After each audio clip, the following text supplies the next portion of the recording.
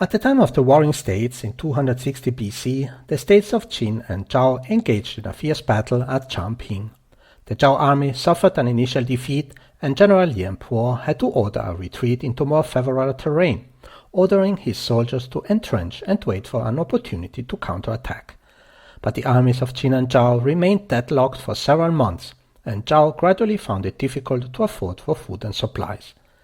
King Xiaocheng of Zhao started to question Lian Po's abilities and courage, and ordered him several times to launch a counterattack.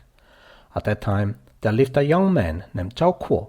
He was the son of a famous general, and from a young age studied military strategy and loved to talk about military affairs.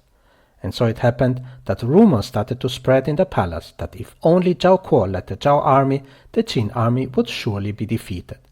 Hearing those rumors, King Xiaocheng immediately discharged the highly respected General Lian Po, ordering Zhao Kuo to take over military command.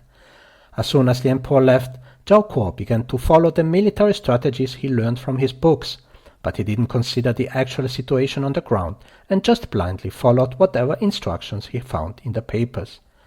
Zhao Kuo had just finished redeploying his troops when the Qin general Wang He called for battle with 3,000 soldiers. Zhao Kuo sent 10,000 soldiers into the fight, outnumbering his enemies, and so the Qin army suffered a major defeat and fled in disarray.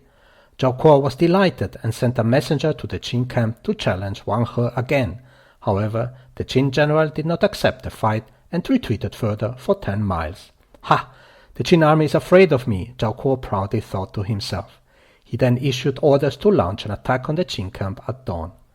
However, Zhao Kuo had no idea that at this moment he had already fell into the trap of the Qin army. After several days of fierce attacks by the Zhao troops, to their dismay, the Qin camp remained steadfast and unbreakable. Then, when Zhao Kuo called in his rear army for reinforcement, he received news that they had been destroyed by the Qin army, who was now approaching fast. Zhao Kuo was shocked. He had neither food nor reinforcements and was now trapped between the enemy camp and the approaching Qin troops. The Zhao army held out for 3 more months. 450,000 Zhao soldiers were eventually wiped out, and Zhao Kuo himself was shot dead by arrows in battle. This was a major blow to the Zhao military might. From then on, Zhao entered a state of decline and was finally annexed by the state of Qin. The idiom, the armchair strategist, describes a person just like Zhao Kuo, who will memorize theoretical knowledge thoroughly but lacks practical experience, leading to decision-making errors, sometimes of tragic consequences. I am Lao Cao.